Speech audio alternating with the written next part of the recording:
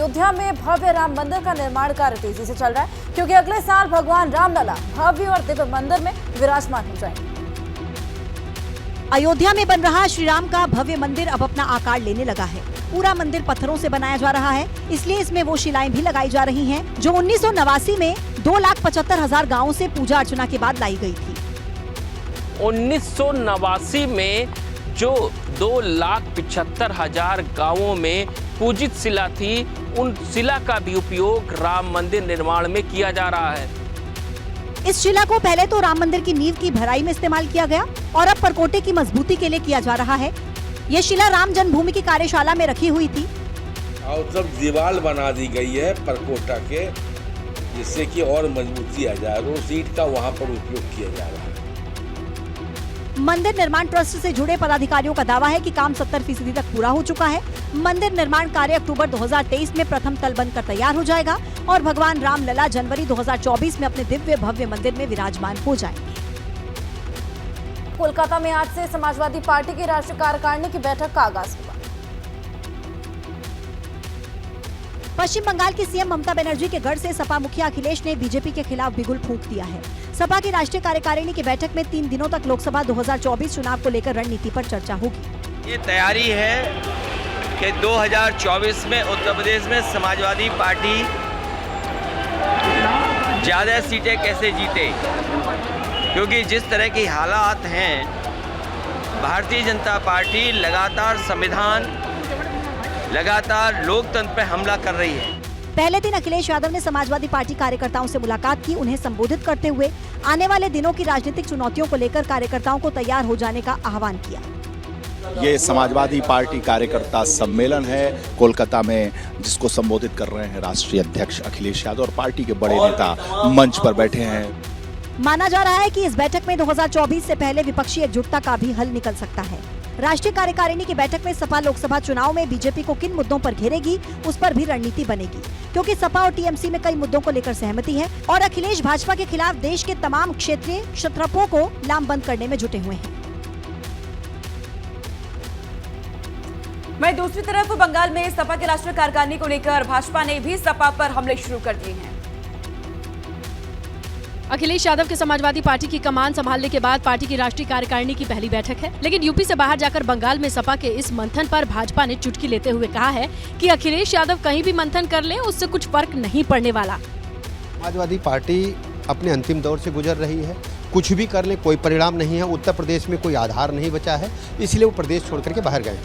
हालांकि पूर्व deputy CM Dinesh Sharma ने पश्चिम बंगाल में राष्ट्रीय कार्यकारिणी की बैठक को सपा का निजी कार्यक्रम बताया, लेकिन उन्होंने बिना नाम लिए अखिलेश यादव पर निशाना साधते हुए कहा कि जिनके लिए यूपी में जगह नहीं, वो किसी और जगह ही तलाश में जुट जाते हैं। उत्तर प्रदेश में बहुत सारे लोगों को जब कोई स्थान नहीं होता है तो लोग कोई विदेश भ्रमण करता है, 1 जनवरी को कोई कुछ और करता है, तो ये उनका अपना कार्य है।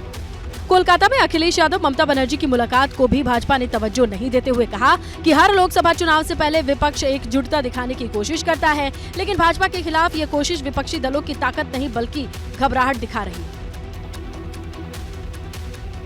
यूपी में 15 सूत्रीय मांगों को लेकर बिजली कर्मचारी गुरुवार रात 10 बजे से 72 घंटे की हड़ताल पर हैं, जिसकी वजह से लोगों की परेशानियां खासा बढ़ गई। लखनऊ पुलिस लाइन में तो तकरीबन 6 घंटे तक बत्ती गुल रही। यहाँ विश्वविद्यालय उपकेंद्र से पूरे क्षेत्र की बिजली काट दी गई। कोई सुनवाई नहीं हो रही, सुबह से पूरा क्षेत्र की लाइट बंद है, जबकि कोई सरकार ने वैकल्पिक व्यवस्था भी नहीं की। उधर वाराणसी में बिजली न होने से डीएम दफ्तर में काम पूरी तरह बाधित हो गया, जिसकी वजह से अंधेरे में काम करना पड़ा। कर्मचारियों की हड़ताल पर जाने के बाद ऊर्जा मंत्री ए.के. शर्मा खुद सामने आए। उन्होंने इसे पॉलिटिकली मोटिवेटेड बता दिया, साथ ही कहा जनता को दिक्कत न हो, इसके लिए सारी व्यवस्थाएं कर रहे हैं। साथ ही हम जनता को तकलीफ न पड़े, इसके लिए सारी व्यवस्थाएं कर रहे हैं और जो भी परिस्थिति आएगी उससे निपटने के लिए हम तैयार हैं। हालांकि सरकार का ये भी कहना है कि कर्मचारियों की बोनस समेत अन्य मांगे पहले से ही पूरी हो चुकी हैं, लेकिन कुछ गैर जिम्मेदार संगठन की हठधर्मिता से ये हड़ताल हो रही है। कर्मचारी संगठनों के लिए अभी भी बातचीत का रास्ता खुला है। अगर कोई कानून हाथ में लेगा तो कार्रवाई होगी।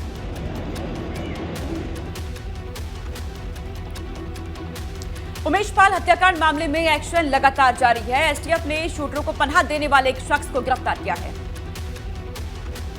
24 फरवरी को जिन शूटर्स ने उमेश पाल को मौत के घाट उतारा वो कहां हैं? अभी इसका खुलासा नहीं हुआ, लेकिन शूटआउट के नेपाल कनेक्शन का पर्दाफाश हो गया।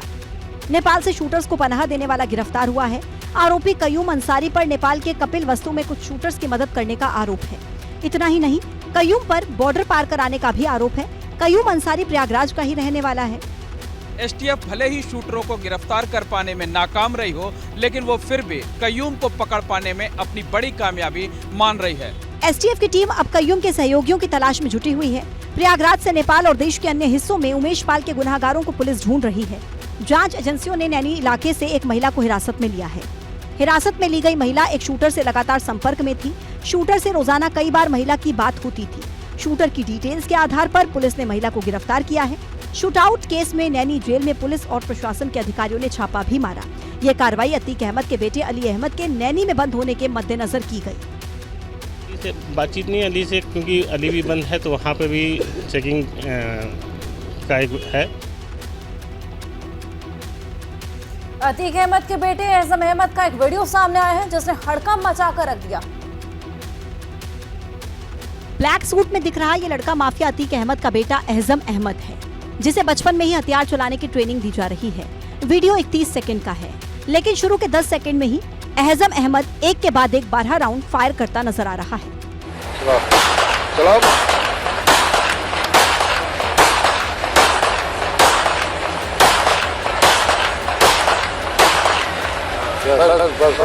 ये वीडियो 7.5 साल पुराना 2015 का बताया जा रहा है, जो अब सोशल मीडिया पर वायरल है।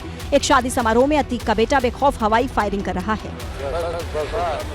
दावा किया जा रहा है कि वीडियो अतीक के भाई अशरफ, जो बरेली जेल में बंद है, उसके ससुराल की एक शादी का है।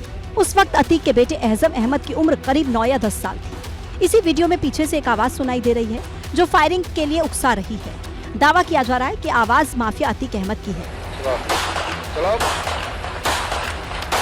ऐसे में सवाल उठ रहे हैं कि क्या माफिया अतीक अहमद बचपन से ही अपने बेटों को हथियार की ट्रेनिंग दे रहा था? जेल में बंद सपा विधायक इरफान सोलंकी को आज कानपुर की कोर्ट में पेश किया गया। इरफान अंसारी को महाराजगंज जेल से पेशी के लिए कानपुर एमपी एमएलए कोर्ट में लाया गया था। इरफान को फर्जी आधार कार्ड पर यात्रा करने, आगजनी करने समेत कई और मामलों में कोर्ट में पेश किया गया, जिसके बाद कोर्ट ने हर मामले की सुनवाई के लिए अलग अलग तारीख दे दी। अन्य मामलों में सभी में तारीखें पड़ी हैं। आधार कार्ड वाले मामले में 25 मार्च डेट पड़ी है, आगजनी वाले मामले में 20 मार्च डेट हुई है और बाकी अन्य जो मामले उनमें 29 मार्च की डेट। पेशी के बाद कोर्ट से बाहर निकलते वक्त एबीपी गंगा ने जब इरफान सोलंकी से बात करने की कोशिश की तो इरफान ने क्या कहा, सुनिए। मेरा अल्लाह है और जब तक मेरा अल्लाह है मेरे साथ इंसाफ होके रहेगा। पेशी के दौरान इरफान सोलंकी भारी भीड़ और धक्का मुक्की की वजह से पुलिस वालों और मीडिया पर इसलिए भड़क गए क्योंकि इरफान सोलंकी मीडिया से बात नहीं कर पा रहे थे। इस दौरान इरफान सोलंकी इस कदर भड़क गए कि कोर्ट परिसर में ही इस्तीफा देने की बात कह दी। यार तुम लोग क्यों आते जब बात नहीं करने देते? क्यों बुलाते हो तुम लोग को? ये क्यों नहीं इनसे बात करते हो यार? ये धक्का मारा करते हमें। हम आदमी है, जानवर है, बंदर हो गए, हम गधे हो गए। भैया इस्तीफा लेना, देखिए इनको इस्तीफा चाहिए, मैं इस्तीफा देने को तैयार है। इस्तीफा ले हमसे, क्यों हमें परेशान कर रहे हैं? ये कल इस्तीफा लेना चाहे आज ले ले, अभी ले ले। सपा नेता आजम खान और उनकी फैमिली की मुश्किलें लगातार बढ़ती जा रही हैं, कम होने का नाम नहीं ले रही। आजम को एक बार फिर से कोर्ट से बड़ा झटका मिला। ये तस्वीरें उस वक्त की हैं जब आजम खान जब पूरे परिवार के साथ रामपुर कोर्ट में पेशी के लिए पहुंचे थे। लेकिन पहली बार ऐसा लग रहा था कि आजम खान गमगीन नहीं थे, बल्कि उनके चेहरे पर मुस्कान दिख रही थी। यही नहीं, कोर्ट के बाहर जुटे समर्थकों में से एक समर्थक उनसे मिलकर रोने लगा तो आजम ने उसे ढांढस बधाते हुए कहा कि सब ठीक हो जाएगा। दरअसल आजम खान और उसका पूरा परिवार 2 जन्म प्रमाण पत्र मामले में रामपुर कोर्ट पहुंचा था, जहां पूरे परिवार ने अपना बयान दर्ज कराया। इसके अलावा भड़काऊ भाषण के मामले में आजम ने बयान दर्ज कराया। उधर आजम खान के बेटे अब्दुल्ला आजम को इलाहाबाद कोर्ट में बड़ा झटका लगा, जहां कोर्ट ने दोनों को फौरी राहत देने से इनकार कर दिया। अब्दुल्ला आजम ने एमपी एमएलए कोर्ट रामपुर के फैसले के खिलाफ हाई कोर्ट में अपील दाखिल की थी। इसके बाद हाई कोर्ट ने निचली अदालत के फैसले को फौरन रोक लगाकर इनकार कर दिया। कोर्ट ने कहा मेरिट के आधार पर मामले की सुनवाई होगी। कोर्ट ने मामले में प्रदेश सरकार से 3 हफ्ते में जवाब भी मांगा है। हालांकि इससे पहले फर्जी जन्म प्रमाण पत्र मामले में रामपुर हाई कोर्ट ने 2 साल की सजा सुनाई थी, जिसके चलते अब्दुल्ला आजम की विदायगी चली गई। इसके बाद अब्दुल्ला ने अपील में एमपी एमएलए कोर्ट की सजा पर रोक लगाए जाने की मांग की थी। सरकारी राशन दुकानों पर कार्ड धारकों को राशन वितरण में पारदर्शिता लाने को यूप लेकर के यूपी सरकार विशेष ध्यान दे रही है। यही वजह है कि राजधानी लखनऊ में पहले ग्रेन एटीएम की शुरुआत कर दी गई है। ग्रेन एटीएम लखनऊ के सहारा स्टेट गेट नंबर 2 स्थित सरैया टोला मडियाव जानकीपुरम में लगाया गया है। दरअसल ग्रेन एटीएम लगाने का खास मकसद है कि इससे घटतौली पर रोक लगेगी, साथ ही कोटेदारों को बार बार राशन तोलने की जरूरत नहीं पड़ेगी। ग्रेन एटीएम में कोटेदार की तरफ से पहले से अलग अलग बॉक्स में गेहूं और चावल भर दिया जाएगा। ग्रेन एटीएम ई पॉश मशीन से जुड़ा रहेगा। कार्ड धारक का ई पॉश मशीन में जैसे ही अंगूठा लगाया जाएगा, वैसे ही ग्रेन एटीएम से यूनिट के आधार पर खाद्यान्न निकलने लगेगा। हाँ, राशन कार्ड है, इनको यहाँ बुलाएंगे और उनके मशीन पे ई पॉश मशीन में जैसे पहले करते थे वैसे ही करेंगे। भाई इसे ग्रेन एटीएम से कनेक्ट कर दिया गया है। हालांकि यूपी के नागरिकों को अब चावल और गेहूं खरीदने के लिए किराना दुकान पर जाकर लंबी लाइन में नहीं लगना पड़ेगा। अब दूध, पानी और रुपए की तरह एटीएम से राशन भी निकाल सकेंगे। इसके लिए बस एटीएम में तय शुल्क के मुताबिक पैसे डालने होंगे। सरकारी राशन दुकानों पर कार्ड धारकों को राशन वितरण में पारदर्शिता लाने को लेकर यूपी सरकार विशेष ध्यान दे रही है। गोरखपुर जोन में सरकारी विभागों पर 1-2 नहीं बल्कि 107 करोड़ रुपए का बिजली बिल बकाया है। इनमें गोरखपुर पुलिस और डीडीयू विश्वविद्यालय सबसे बड़े बकायेदार हैं। इन पर 1 साल से भी ज्यादा समय का 8 करोड़ रुपए बिजली बिल बकाया है। इनके अलावा गोरखपुर शहर में अलग अलग सरकारी विभागों का 23 करोड़ रुपए बकाया है। प्रोसेस में थोड़ा टाइम लगता है, वो प्रक्रिया पूरी हो जाएगी और जल्द से जल्द ये इशू रिजॉल्व हो जाएगा। हालांकि कई बार नोटिस पर कुछ सरकारी विभागों ने बकाये का चेक बिजली विभाग को भी भेजा था, लेकिन अब वो चेक बाउंस हो गए तो बिजली विभाग के चीफ इंजीनियर की तरफ से सभी विभागों को फिर से बिजली बिल जमा करवाने के लिए चिट्ठी भेजी गई है। विभागीय पुलिस के एसएसपी साहब का भी हमारे पास लेटर आया था, उनके बकायेदारों की लिस्ट हमने संकलित करके उनको भेज दी है। इसी तरह से जो वाइस चांसलर यूनिवर्सिटी के हैं उनको भी हमने वो पत्र भेज दिया है। बिजली विभाग को उम्मीद है कि मार्च महीने के अंत तक 107 करोड़ के बकाये से बड़ी राशि की वसूली हो जाएगी। कुल 107 करोड़ रुपए का बकाया है अलग अलग विभागों का, और सबसे ज्यादा बकाया जो 8 करोड़ रुपए का है वो पुलिस विभाग और गोरखपुर विश्वविद्यालय यानी दीनदयाल उपाध्याय गोरखपुर विश्वविद्यालय का है। और वाराणसी में फूड पॉइजनिंग से 65 लोग बीमार हो गए हैं। अस्पताल के बेड पर लेटे सभी लोग फूड पॉइजनिंग के शिकार हैं। इनमें 12 बच्चे, महिलाएं और बुजुर्ग भी शामिल हैं। दरअसल इनकी ये हालात भंडारे में खाना खाने के बाद हुई है। मामला सिंघोरा थाना क्षेत्र के बरवा गांव का बताया जा रहा है, जहां गांव के ही करिया उर्फ हरिनाथ बेनवंशी नाम के शख्स ने धार्मिक कार्यक्रम रखा था, जहां प्रवचन के बाद सैकड़ों लोगों ने खाना खाया। खाने के बाद सबको ये प्रॉब्लम आ गई है, उल्टी कुल्ला हो रहा है और पेट में दर्द है। लगभग में जितने लोग खाए हैं उसमें से बस 15-20% ही सही होंगे, नहीं तो 80% सब दिक्कत में हैं। जानकारी के मुताबिक सभी लोगों ने पनीर और चावल खाया था, जिसके बाद 65 लोगों की तबीयत बिगड़ी, जिनमें 27 लोगों की हालत गंभीर हो गई, जिन्हें पिंडरा पीएचसी से पंडित दीनदयाल उपाध्याय अस्पताल रेफर करना पड़ा। 12 बच्चे हैं और 15 एडल्ट हैं जो यहाँ पर, बाकी कुछ लोग वहाँ प्राथमिक स्वास्थ्य केंद्र पिंडरा में। हालांकि अभी तक 65 लोगों के बीमार होने की खबर सामने आई है, लेकिन वहां सैकड़ों लोग मौजूद थे। ऐसे में माना जा रहा है कि और लोगों की तबीयत खराब हो सकती है। हालांकि लोगों ने सिंथेटिक पनीर होने की भी आशंका जताई है, जिसको लेकर लोगों में नाराजगी है।